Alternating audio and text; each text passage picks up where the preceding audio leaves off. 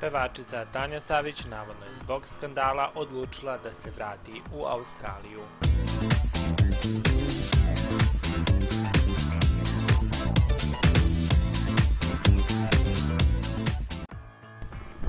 Pevačica Tanja Savić više ne može da se bori sa pritiskom zbog svih negativnih priča koje se njoj već nedeljama pojavljuju u medijima, pa je rešila da sa porodicom ode u Australiju.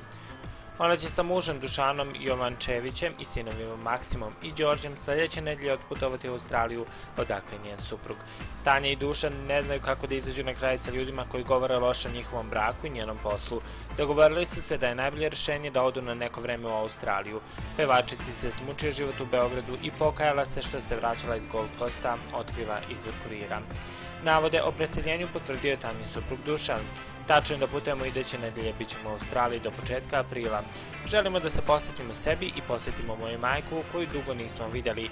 Iskren da budem, ne mogu više da slušam svakakve priče, idemo da odmorimo mozak, rekao je Dušan.